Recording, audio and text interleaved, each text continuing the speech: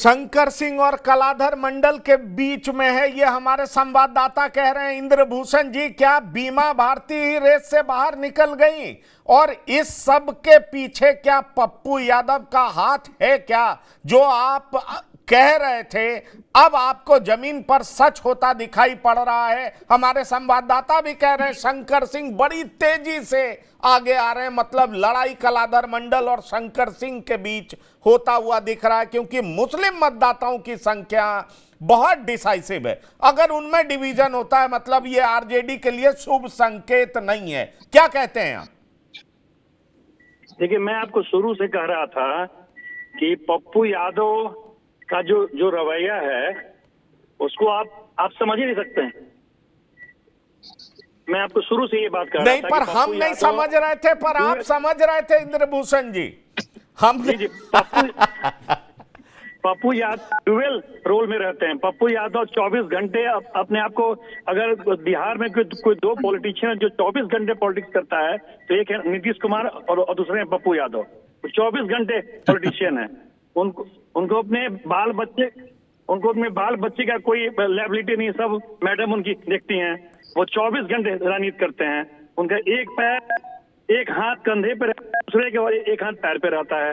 मैं उनको जानता हूं बहुत पहले से। मैं उनको 20 साल से रीड कर रहा हूं। वो अंदर से शंकर सिंह को सपोर्ट कर रहे थे। उनको पूर्णिया में लेसी सिंह को डैमेज करना है, वहां उनको अपनी राजनीति करनी है।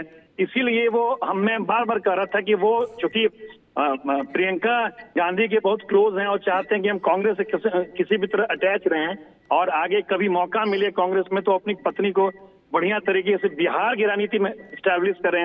अपने आगे जो बाल बच्चे हैं फिर उसको भी उसमें लाएं। इसलिए वो कांग्रेस की तरफ झुकाव रखते हैं, लेकिन वो राजनीति अपनी करते हैं। इस बार भी वो अपनी ही कर रहे हैं राजनीति। अब जान लीजिए, पप्पू यादव को समझना बहुत मुश्किल है। पप्पू यादव को समझना बहुत मुश्किल है। कैलाशपति जी, क्या अब पप्पू यादव क्या कर रहे हैं वो तो समझ में आ रहा होगा बीमा भारती को। उन्होंने औपचारिक तौर पर भले ही कह दिया कि हम इंडिया को समर्थन करते हैं इसलिए बीमा भारती को समर्थन है, कांग्रेस जिसके साथ है हम उसके साथ हैं, लेकिन दरअसल उनका साथ तो शंकर सिंह को दिख रहा है। शंकर सिंह की लोकप्रियता मुसलमानों के बीच में थी, मुस्लिम मतदाता उनको पसंद कर रहे थे, लेकिन बीच में इस तरह का माहौल बन रहा था कि माई समीकरण बीमा भारती के तरफ होगा। लेकिन ये पप्पू यादव की एंट्री ने बीमा भारती का सारा खेल खराब कर दिया।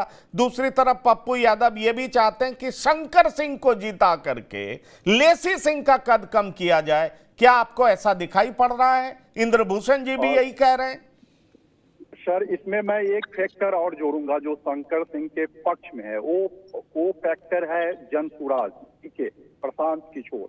आप इसको नजरअंदाज नहीं कर सकते हैं। शंकर सिंह पहले जनसुराज के पास में भी टिकट के लिए गए थे और लग रहा था कि जनसुराज उनको टिकट अपना प्रशांत किशोर दे देंगे, लेकिन प्रशांत किशोर अपने इमेज को लेकर इतने कॉन्शियस है कि उनको लगा कि पहली बार किसी को मैं समर्थन करूं, चुनाव लड़वाऊं और वो आपराधिक कभी हो उसका, तो ये मेरे अगेंस्ट में जाएगा। तो वो मतलब टिकट तो नहीं दिए, लेकिन वो अपना समर्थन जरूर दिए। अगर उस एरिया के डेमोग्राफी पे गौर करें तो प्रशांत किशोर लगातार उस एरिया में काम कर रहे हैं।